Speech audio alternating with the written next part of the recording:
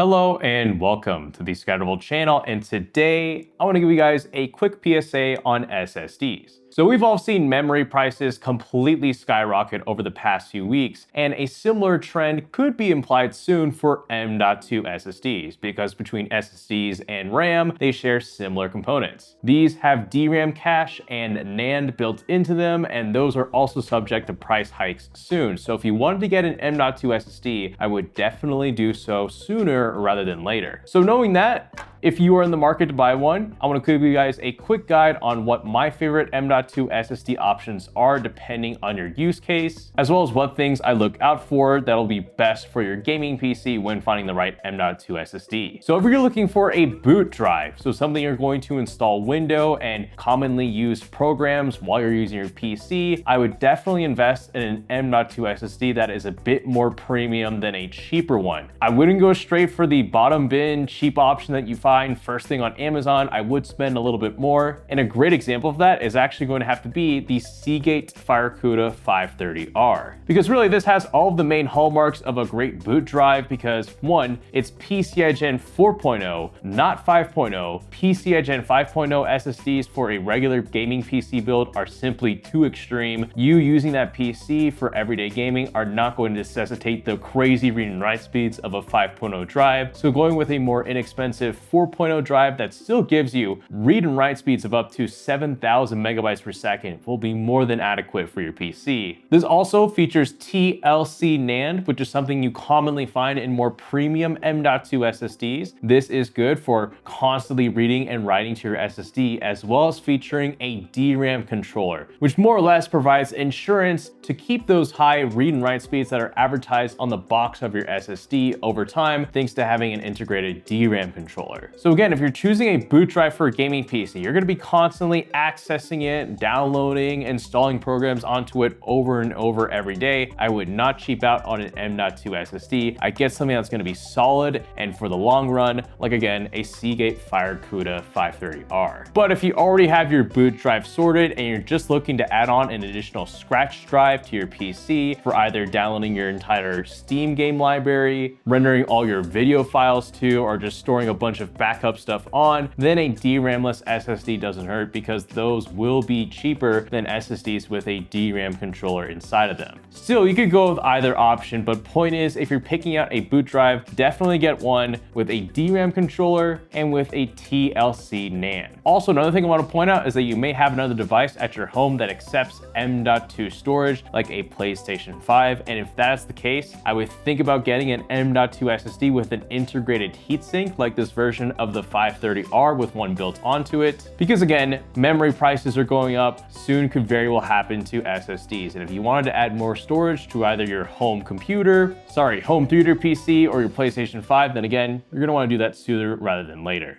And finally, if you need a very fast external SSD for either transferring, say, video files between your laptop and your PC after a long recording session, you've got external SSDs like this ultra compact one here from Seagate with a really fast read and write speed that you can easily plug into any laptop or PC over USB Type-C, which also could go up soon in price. So that hopefully is a quick rundown of what I would do for an M.2 SSD if you are in the market for one, for either adding more storage to your PC or investing in a high quality boot drive that'll last you for a while. Those are my favorite options, and if you wanted to check out these Seagate drives specifically, I'll have them linked in the description down below. So there you have it, that's our quick M.2 SSD video for 2026, and with all that said, thank you so much for watching, and this is the Scatterable channel, signing out.